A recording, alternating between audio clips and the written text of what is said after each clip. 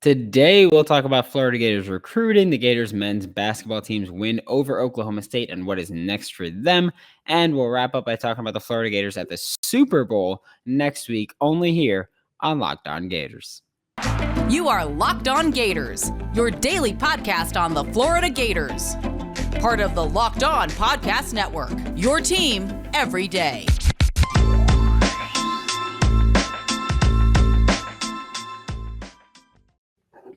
Hello, and welcome back to another episode of Locked On Gators, part of the Locked On Podcast Network, your team every day. Thanks for making Locked On Gators your first listen of the day. We are available daily and free wherever you listen to the podcast. Happy Tuesday. I am Brandon Olson. You can find me on Twitter at WNS_Brandon. Find all of my written work with whole9sports.com. Getting right into this, we're going to talk about recruiting a little bit today. First up is Harold Perkins. He's someone who we've spoken about for a few weeks now on this podcast and just in Florida Gators community, where he is a 5-star linebacker. He's played running back. He's a very versatile player. And his final three are Florida, LSU, and Texas A&M. And don't forget, for Harold Perkins, he was originally committed to Texas A&M with early National Signing Day. And then he decommitted, and Florida and LSU got much more involved. And the rumor with him is that early in the process, he had academic issues, and that's really what kept teams from pursuing him as a player for their program.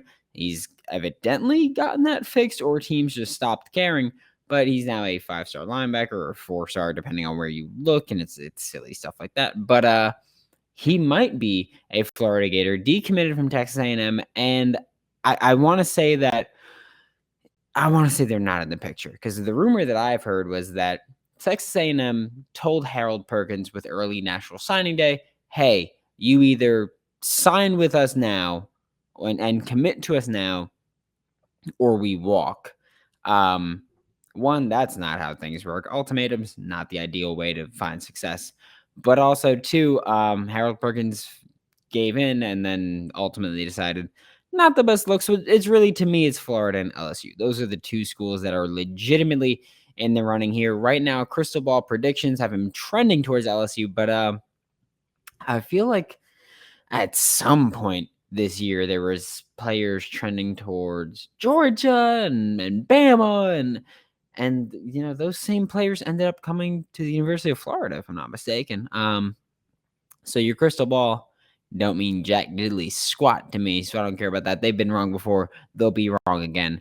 I'm going with my gut feeling here, which is that Harold Perkins will be a Florida Gator. I just don't see why he would not come to Florida, why he wouldn't want to go to Gainesville, because you look at this linebacker group, there's been a very good amount of turnover. You've got Amari Burney's gone, even though he's like the least relevant person, but he's the one that I'm mentioning first. You got Jeremiah Moon is gone. He's at the senior bowl. He's in the NFL draft.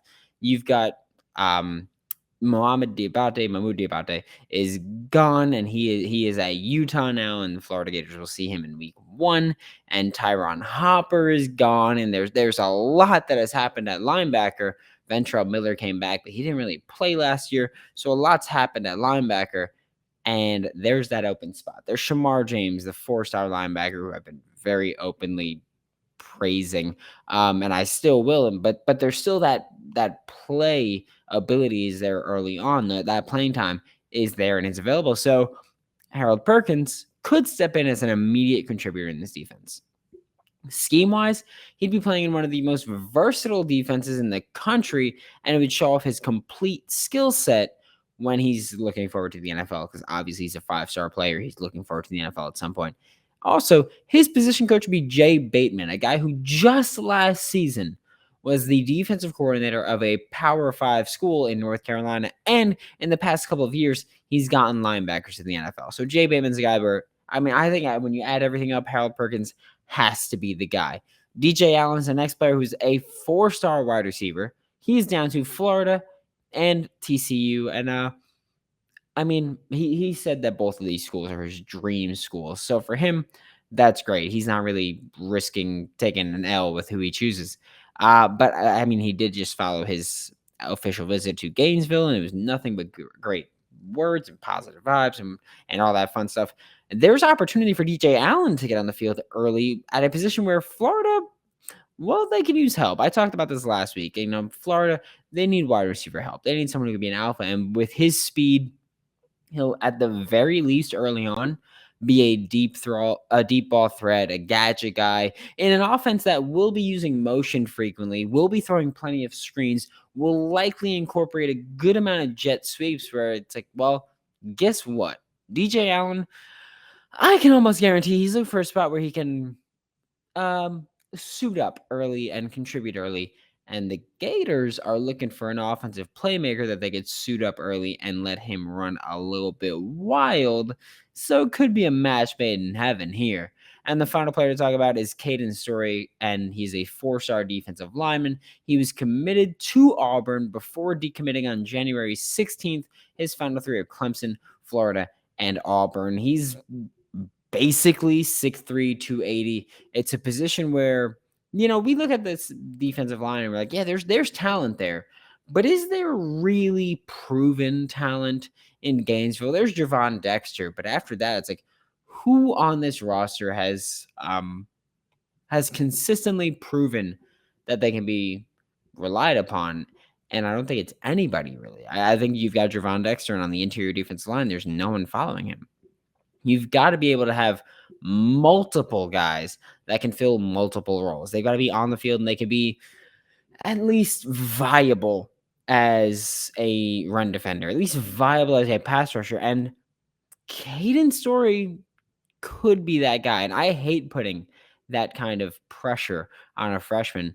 But one, you can never have too many talented defensive linemen. And two, if he's the best guy early, he's the best guy early. So it is what it is. Anybody else make money this weekend? I know I didn't. It was rough. The championship games actually really did kind of screw me up there.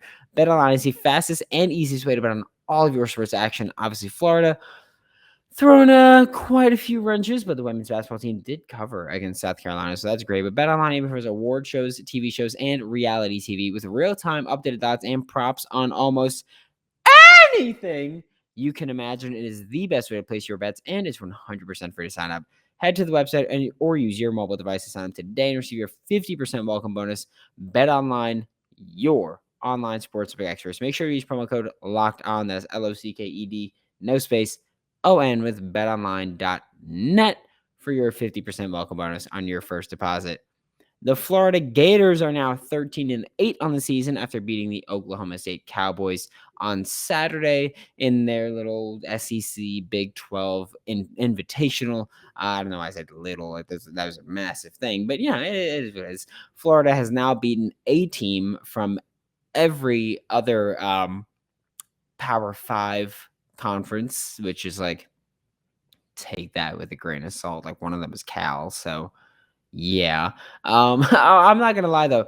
Looking at this game, I was watching, I just kept thinking to myself, like, this game is going to be such like a rough loss. Not in the sense of it's gonna hurt, but in the sense of it was going to take me a while to accept because, going into this game, Florida was 12-8 and Oklahoma State was 10-8.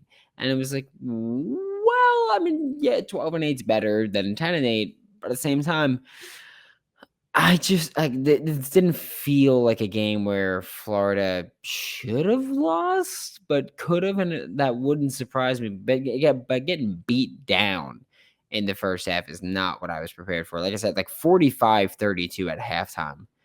That is bad. Like that is really, really bad for teams that were thought of as, at worst, pretty evenly matched. So I was like, man, this L is gonna suck. It's gonna be one of those losses that sting and linger for a while, and that's why it really hurt. But I mean, I give nothing but absolute just credit to Mike White and the rest of this Gators program, because Florida went on a savage 49-27 run in the second half. Tyree Appleby got the start in this game, had one of his better games of the year. By the way, Jatobo is out for the season, so that sucks. Didn't play in this game. It didn't bite us in the arse, but it sucked. But Tyree Appleby, he got the start, had one of his better games of the year. He shot 5 for 10, which isn't bad. It's not great. 3 for 8 from 3, 8 for 9 from the line, and that's big because Florida is a team that this season has what's the adjective? Maddie, do you know the adjective?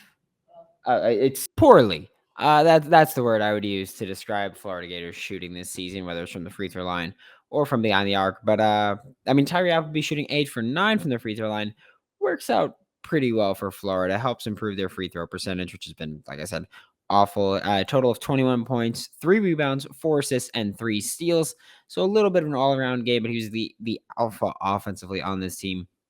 Brandon Mckissick, who's someone who offensively, he's been pretty streaky. Defensively, he's one of the more reliable players on this team. He's very capable of creating turnovers on his own. He really struggled offensively. He went 1 for 7 from the field and just 1 for 3 from behind the arc, and was not one of his better games. But can't get much worse from there, right?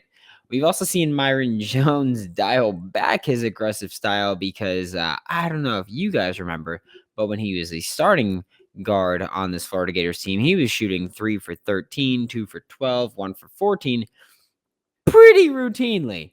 And that's not going to win you games. Florida Gators have gotten pretty significantly better since he took his way to the bench.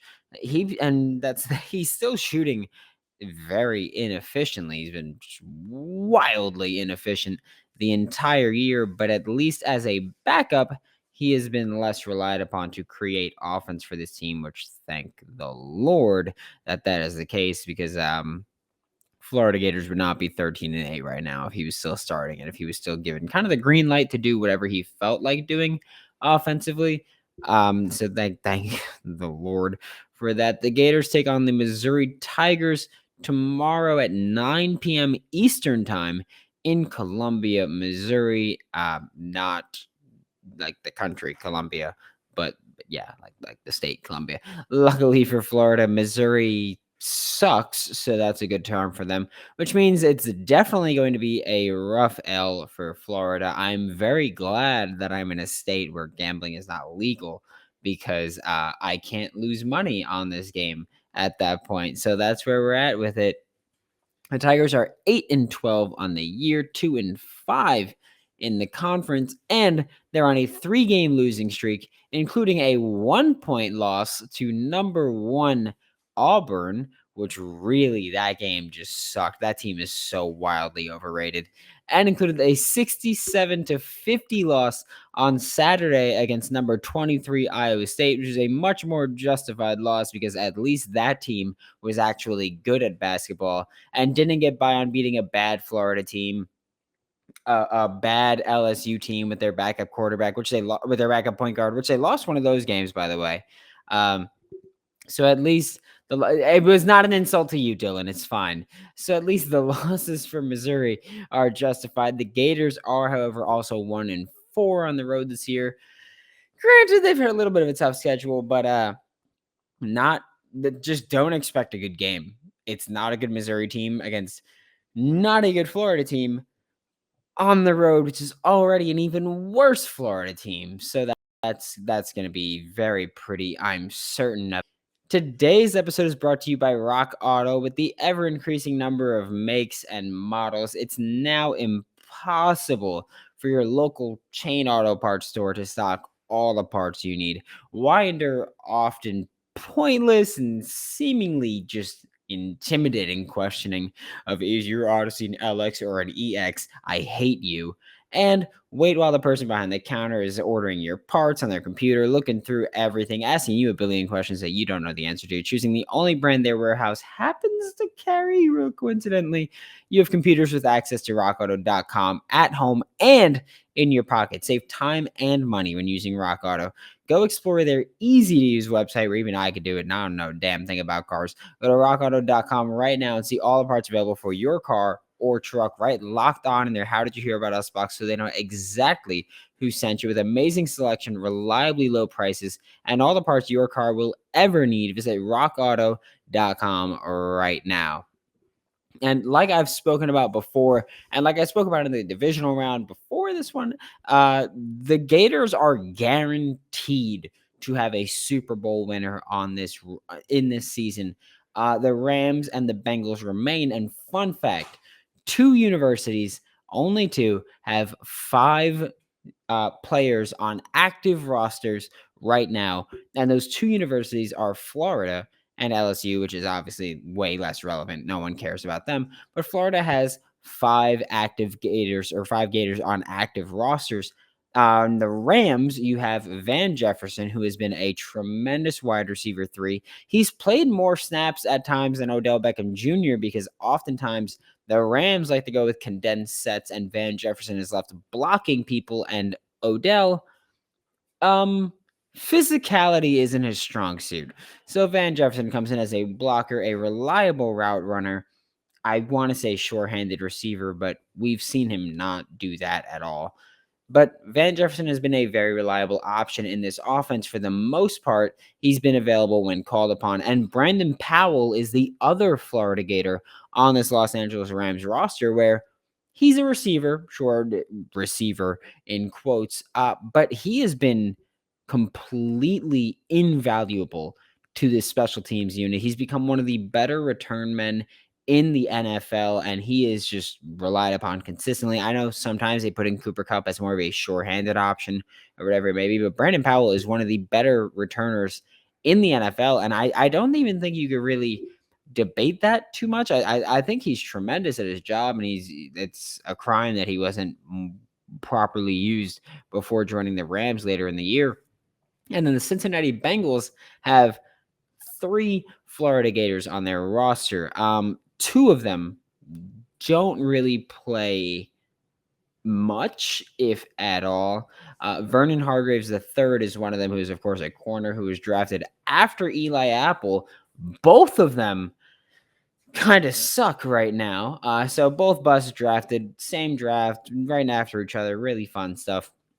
Fred Johnson, another Florida Gators offensive lineman, is the other Cincinnati Bengal that has not been mentioned yet, where he is an offensive lineman that has not really played. He played a little bit here and there, but he is not relied upon to be a genuine contributor to this offense on a consistent basis at all. But there is one Cincinnati Bengal that has not been mentioned yet.